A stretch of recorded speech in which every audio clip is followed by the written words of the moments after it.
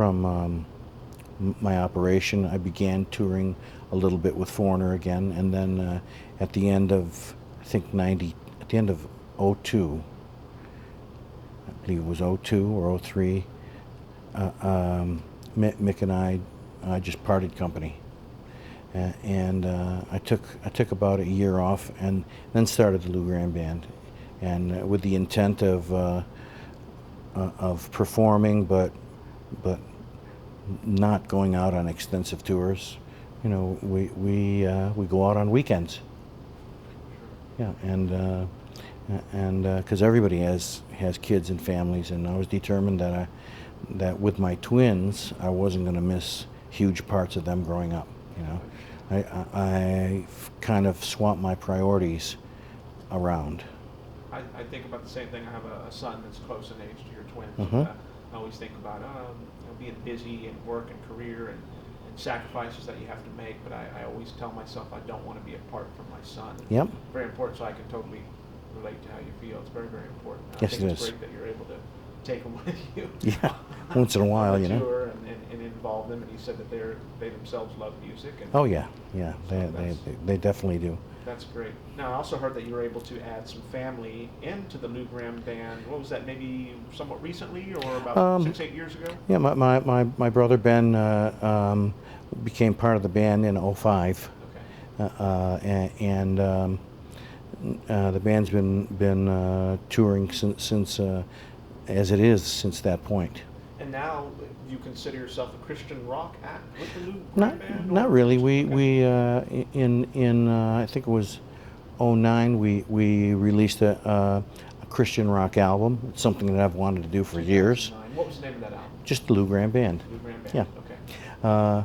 But you know, we'd be foolish not to play the Foreigner hits and things. So we kind of we play the Foreigner and the Lou Gramm hits and integrate a little bit of the Christian rock in there, and it works real well. You know. It's a good mix. Yeah, it is. Keep the fans happy. Oh yeah, you got to do that. Yeah. I want to know about some of your musical inspirations. Who were some of the groups that you looked up to when you had started in the music business, or Well, I mean, originally, I think I've been a huge Beatles fan since I heard "I Want to Hold Your Hand" on my little portable radio sure? in 1962. I heard you had a run-in with John Lennon, maybe. Yeah, when Black Sheep was recording its first album, we were at the record plant, and John was recording his album, the one that he did all the old songs on, Sure. and I used to go put my ear against the door and listen to what was going on and stuff, and they in that studio they have a break room where people can just come and have a cup of coffee and shoot a game of pool and stuff like that. And I happened to go in there, and he was in there just shooting pool himself, and asked me if I wanted to play, and I did, and we talked for a little while. I asked him what he was doing here, and I think it was the album he did with Phil Spector. This the early '70s. Yes, it is. And told him what I was doing. You know, it was my first album and all that stuff. And you know, he wasn't real friendly, but he was friendly enough. It was just, you know, I had all I could do to keep my cool Sure. too. You know, It's John Lennon. it's John Lennon Beatles. after all. Yep. And that's a moment I won't ever forget. You know. It's amazing. Yep. I've had one of those moments recently. Tell me. Yeah, I get to meet somebody. But I got to meet Nile Rodgers recently. Oh yeah, I know And Niall. He's amazing. Getting Yep. to meet you is amazing. So, because I love music so much, so this is kind of surreal for me, getting to talk to some of the people who are.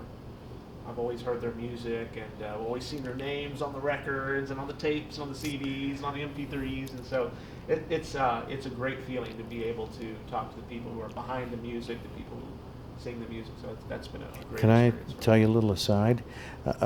Had to be in the late '80s. I did something. I can't remember what the program was, but it was hosted by Niall.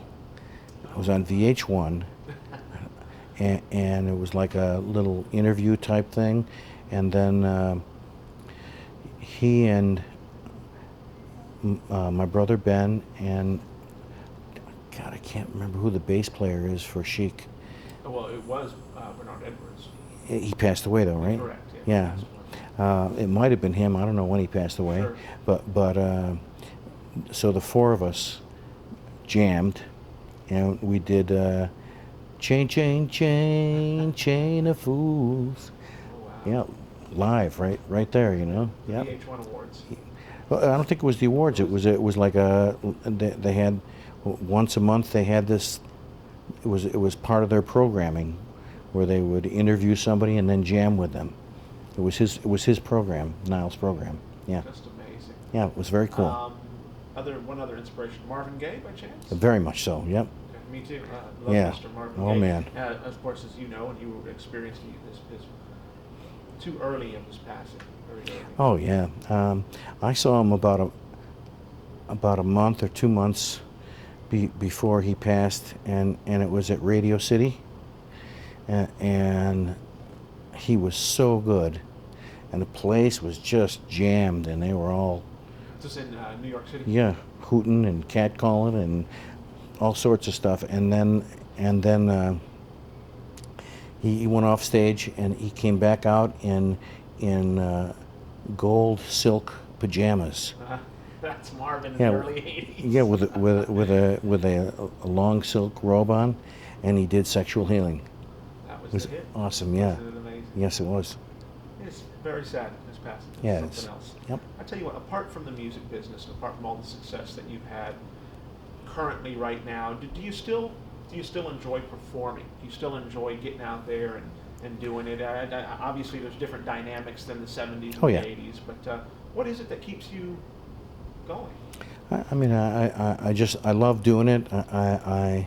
You know, I think for a while I got burned out on it when we were just playing 5 days a week and traveling all the time. I really got to the point where I didn't think I wanted to do it anymore.